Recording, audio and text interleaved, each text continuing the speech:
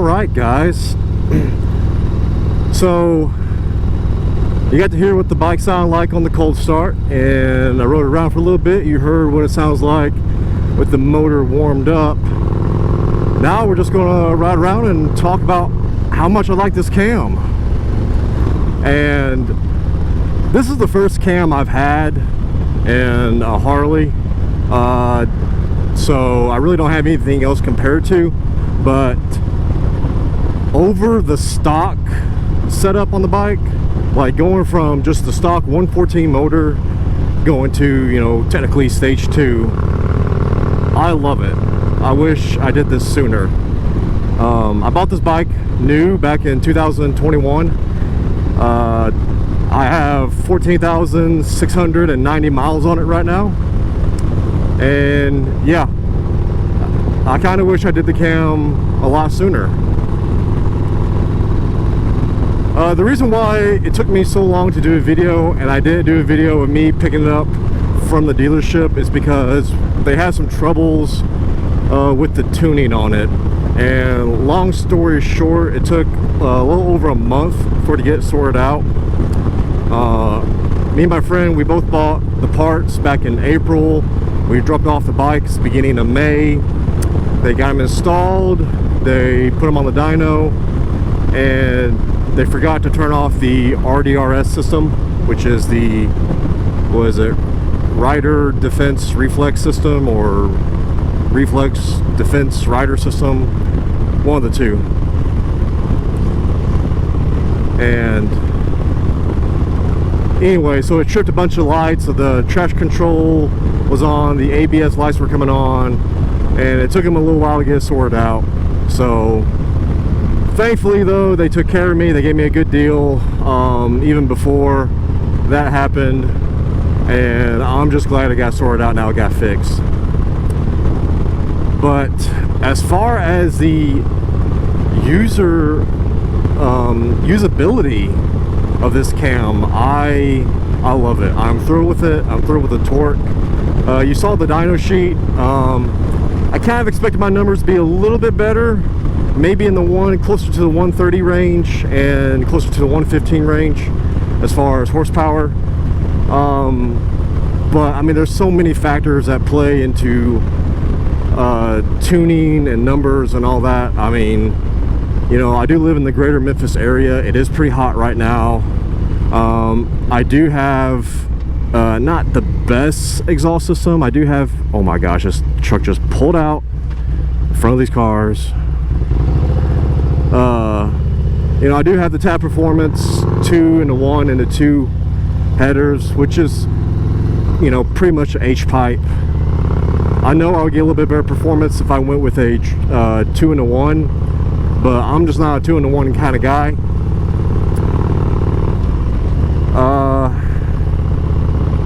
Man, I love the sound that these tabs make, and that's one of the reasons why I went with them. However, I will say that these tabs are very loud. Like, they are a little bit louder for my comfort on long rides. I'm not sure how well you can hear them with the lapel mic in my helmet, with me just riding right now. But if we go on long rides, like an hour or above, I'm putting in earplugs. My wife, she doesn't really like them. She wears earplugs all the time with them, and she can't hear me over our Cardo headsets, like pretty much at all, if I'm accelerating or deaccelerating. So yeah, they're pretty loud. Like I said, I love the sound they make. Everybody, you know, I get a ton of compliments on it. Everybody always mentions how good the bike sounds. I love that. But if you're wanting ear comfort on your longer rides, they're definitely not the way to go. I am thinking about adding the Tab torque cones, the Z-rings, to the pipes, just because it tones them down a little bit. I've had the Z-rings before I did the cam, and I didn't care for them. It toned it down too much. you know.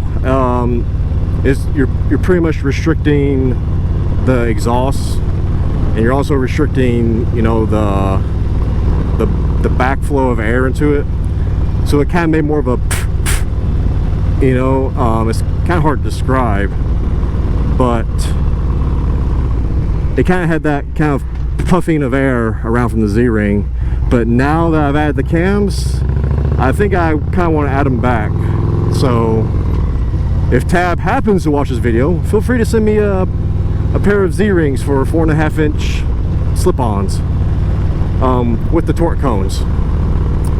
When I had them, I didn't really notice a difference in the torque, to be perfectly honest. I just mainly noticed a difference in the sound.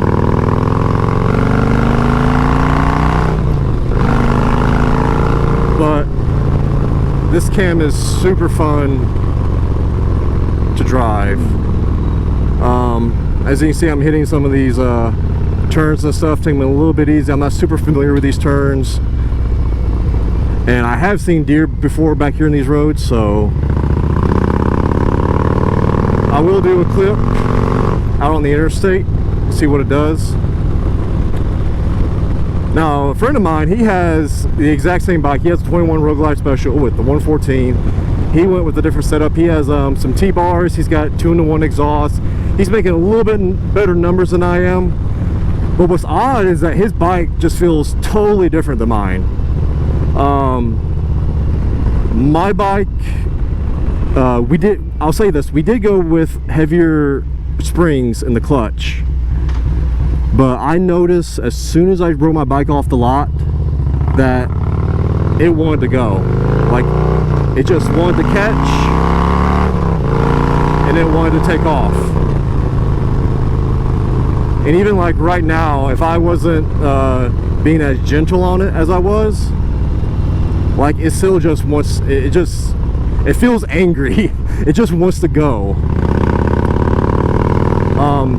His bike, he has the exact same setup, cam chest, everything, and his feels smoother.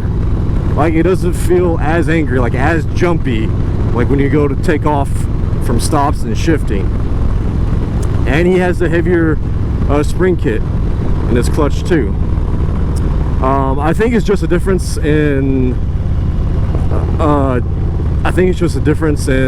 exhaust, and maybe a little difference in the tuning maps. I think we had the same guy tune our bikes because we had them done at the same time at the same dealership. And like I said, they had the same issue with his. Both our bikes were tied up at the same time with the RDRS systems, and Fuel Moto helped me out. They sent me a map, and I'm not sure if they used the Fuel Moto map to resolve some of the issues or not, or if they just use Power Vision maps to resolve the issues. But it's funny how different our bikes sound. I'm in 6th gear and going probably too low, but it still does pretty good. Like I said, rideability on this thing, if you're going from a stock motor and you're going straight to the cam, the Woods 22XE, you are going to notice a difference immediately. Like, there's no ifs, ands, ors, buts about it. You're going to feel a difference, and you're probably going to be pleased about it. As far as gas mileage, I have noticed a change in gas mileage, and like I said, maybe that's the tune. I do have a Power Vision tuner. I may play around with it a little bit, but my gas mileage has gone down just a little bit. I was watching a bunch of videos before I had this done, and I saw some people saying their gas mileage stayed the same or might have gotten a little better. Not the case with mine. I'm averaging about between 34 and 38 miles to the gallon the way I ride. And granted, the way I ride lately has been a little bit more on the aggressive side because I'm having so much fun with this cam. So, you know, I'm sure that plays a part in it, but I've also tried to take it easy because obviously gas prices are so freaking much right now. Like, premium is just, you know, just raping me at the fuel pumps, like it is everybody. So I've been trying to be a little bit more gentle on the throttle and my horseplay. Not always the case.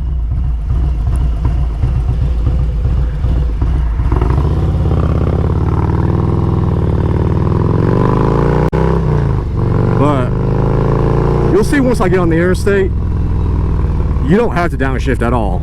I mean, the 114s were really good, really torquey motors to begin with, and I feel like you didn't really have to downshift a whole lot to pass on the interstate. But especially now with this cam in there and having the extra torque and then a little extra horsepower, it makes a difference. I mean, that's all I can say. Let's hop on the interstates here. See, we're in third gear right now.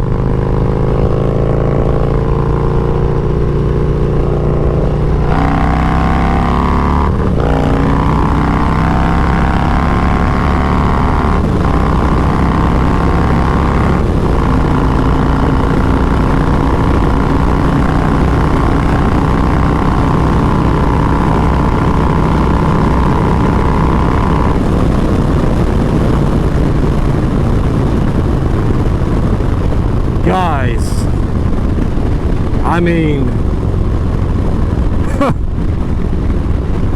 so anyways, thanks for watching the video, guys. If you're thinking about getting a Woods 22XE cam, you can't go wrong. I mean, I really don't think you can. I think you're going to be thrilled with it. So, but just remember, if you got a 21 special and you got the RDRS system, or 22 with the RDRS system, make sure your dealership or your tuner knows to turn it off before you tune it. Otherwise, you're going to have issues. Anyways, thanks for watching, guys.